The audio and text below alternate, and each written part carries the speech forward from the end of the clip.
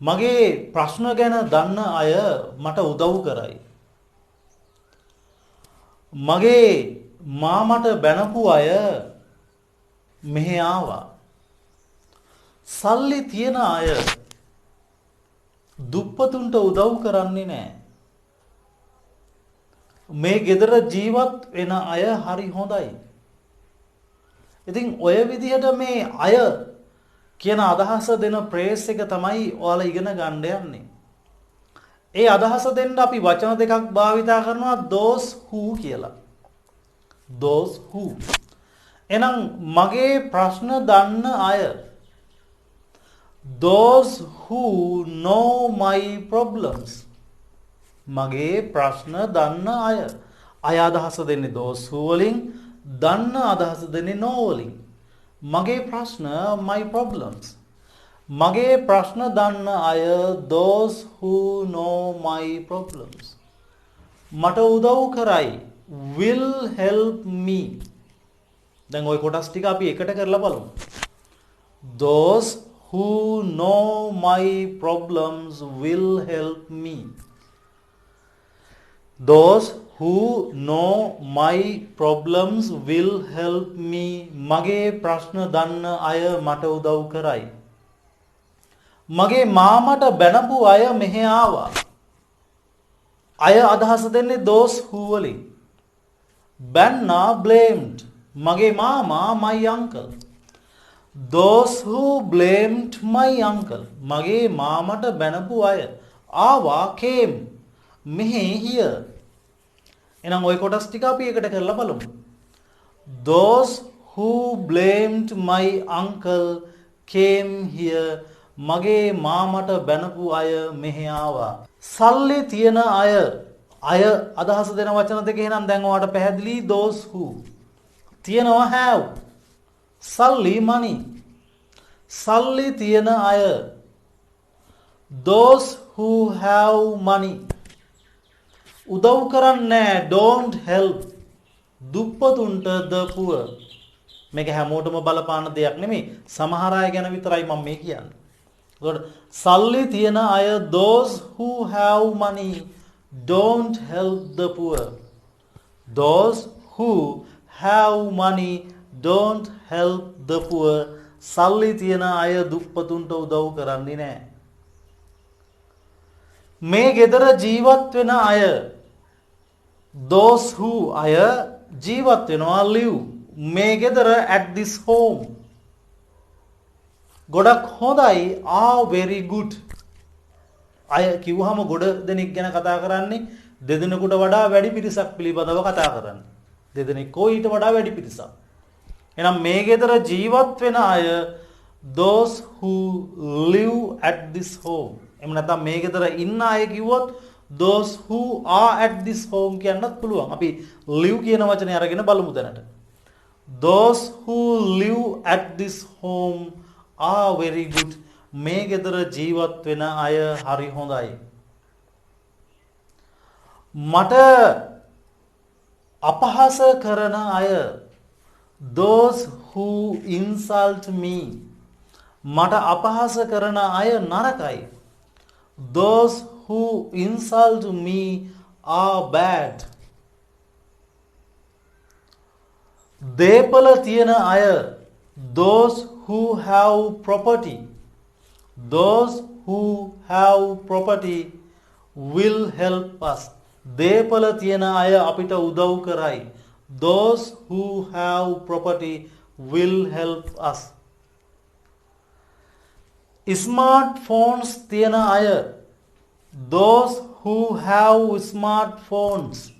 smartphones තියන අය සහභාගී වෙනවා online classes වලට.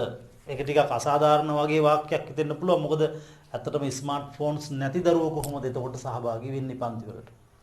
ස්මාර්ට්ෆෝන් එකක් නැති කෙනෙක් කොහොමද සහභාගී වෙන්නේ කියන ගැටලුව ඒත නැති වෙනවා. ඒත් අපි මෙතනදී යම් අදහසක් පිළිබඳව තමයි කතා කරන්නේ.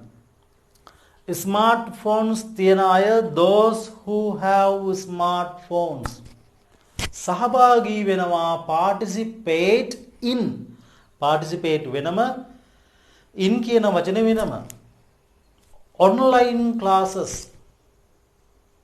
එහෙනම් අපි කොහොමද මේ වාක්‍යය එකට කරන්නේ කියලා බලමු.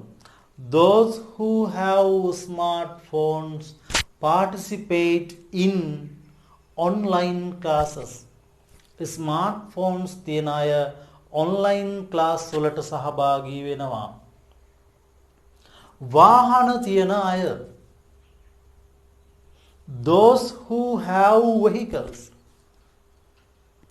වාහන තියන අය විනෝදචාරිකා යනවා මාසෙකට සැරයක්. මේ දවස්වල නම් යන්න බෑ. ඒත් එහෙම පුළුවන් කාලෙට යනවා යාලා.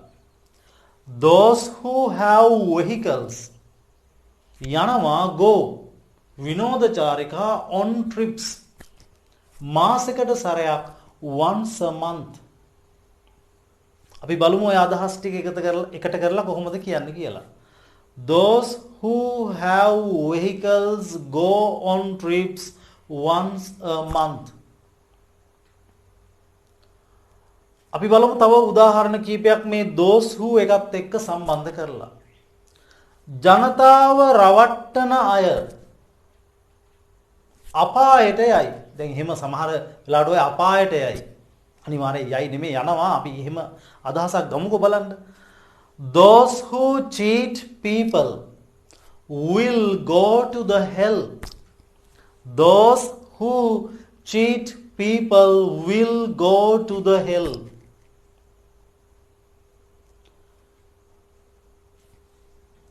Port City පනතට අත උස්සපු අය ගමට එන්නේ නැති වෙයි. ඒත් ලැජ්ජාවක් නැති නිසා එයි. Those who raised hands for the Port City Act will not come to the village. ගම් වලට එන්නේ නැති වෙයි. Port City පනතට අත උස්සපු අය ගම් වලට එන්නේ නැති වෙයි. ඒත් ඒක එහෙම නොවේ කියලා හිතන්න බෑ. මොකද කිසිම ලැජ්ජාවක් නැති මිනිස්සු එහෙම අත උස්සපු නිසා අය ලැජ්ජාව කියලා දෙයක් නැහැනේ. එතකොට අය ගමට එනවා. ඇවිල්ලා ඉතින් අර ගමේ කවුරු හරි රවට්ටන්න පුළුවන් පිරිසක් හොයාගෙන ඒ කට්ටියව රවට්ටගෙන එයාලා මාර්ගෙන් ආයෙත් එයාලගේ ඡන්ද කොට වැඩි කරගන්නවා. රයිට්. අපි බලමු මේ ප්‍රේස් එක පිළිබඳව. මේ සාමාන්‍ය මම ඔය ඔයාලට කියලා දෙන්න උදාහරණ ඔයාලට මේ අවට පරිසරයේ එක්ස්පීරියන්ස් කරන්න පුළුවන් දේවල් ගන්න. එහෙම නැතුව මට මේ දේශපාලනයක් අදාළ කරගෙන කතා කරනවා නෙමෙයි. ඔයා බලන්න එතකොට ඔයාලට ඒක හරි සමීපයි කියලා තේරෙයි. මොකද මේ දේවල් අපිට සමාජ කට්ටිය කතා කරනවා. එතකොට ඔයාලට පුළුවන් එහෙනම් ඒ අදහස ඉංග්‍රීසි වලින් කියන්න. අන්න ඒ හැකියාව ඔයා ලබා ගන්න. එහෙම නැතුව මේ වාක්‍ය දිහා දේශපාලන කෝණකින් තමන්ගේ පක්ෂය ගැන දේශපාලන කෝණකින් බලන්න යන්න එපා. ඔයා ඉංග්‍රීසි ඉගෙන ගන්නවා කියන අදහසින් බලන්න. හරිද? ඉංග්‍රීසි මම ඔයාට උගන්වනවා කියලා ෂේක්ස්පියර් ගැන ඔය පරණ හිටිය ඉංග්‍රීසි භාෂාවේ හිටිය මහා ප්‍රඥ කවියෝ ගැන එහෙම උගන්වලා වැඩක් නැහැ. මොකද භාෂාවක් එහෙම සාර්ථක වෙන්න නම් ඒක එදිනදා ජීවිතේ අපි අවට තියෙන දේවල් ප්‍රකාශ කිරීමේ හැකියාව තියෙන්න ඕනේ. ෂේක්ස්පියර් ගැන කතා කරන එක නරකයි කියලා නෙමෙයි මම කිව්වේ. මොකද අපේ සමාජය ඇතුළට ගියපුවාම එළියට ගියපුවාම ෂේක්ස්පියර් ගැන කතා කරනවා අඩුයිනේ. මොකද දේශපාලඥයෝ ගැන කතා කරනවා, ගමට වෙන දේවල් ගැන කතා කරනවා, මේ දවස්වල රටේ වෙන දේවල් ගැන කතා කරනවා. අනේ එදිනදා ජීවිතේ අපිට දකින්න අහන්න ලැබෙන දේවල්, එක්ස්පීරියන්ස් කරන දේවල් ගැනයි මම මේ කියන්නේ. right. එහෙනම් අපි බලමු තව උදාහරණ කීපයක් මේ those who එකත් එක්ක සාකච්ඡා කරලා. ඉංග්‍රීසි කතා කරන අය. Those who speak English. ඉංග්‍රීසි කතා කරන අය මෙහෙ එනවා. Those who speak English come here. යම් තැනක් පෙන්ලා එතෙන්ට ඉංග්‍රීසි කතා කරන අය එකතු වෙලා මොනවා හරි දෙයක් ගැන සාකච්ඡා කරනවා. එතකොට කෙනෙක් කියනවා ඉංග්‍රීසි කතා කරන අය මෙහෙ එනවා. ඔයාටත් පුළුවන් ඇවිල්ලා කතා කරන්න. Those who speak English come here. ඉංග්‍රීසි කතා කරන අය මෙහෙ එනවා. You also can come and talk. ඔයාටත් පුළුවන් ඇවිල්ලා කතා කරන්න. එහෙනම් මේ those who කියන කොටසත් එක්ක මම උදාහරණ සෑහෙන ප්‍රමාණයක් ඔයාට භාවිතා කරන්න කියලා දුන්නා. අපි තවත් උදාහරණ කීපයක් අරගෙන බලමු කොහොමද මේක තව තවත් අපේ ඔළුවට දාගන්නේ කියලා. දුම්පානය කරන අය. නැත්නම් දුම්පානය කරන අයට පිළිකා හැදෙයි. Those who smoke හැදෙයි will catch පිළිකා cancers. Those who smoke will catch cancers. Corona තියෙන අය. ඒතර කොරෝනා වැළඳිලා ඉන්න අය හරි ප්‍රවේශම් වෙන්න ඕනේ.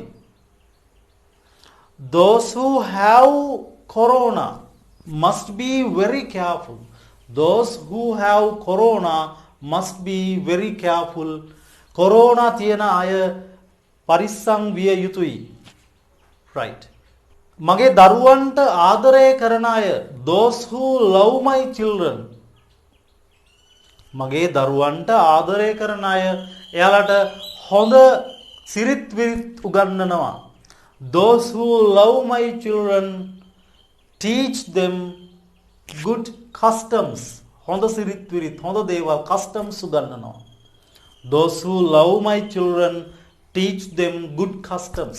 මගේ දරුවන්ට ආදරය කරන අය එයාලට හොඳ සිරිත් විරිත් උගන්වනවා. Right.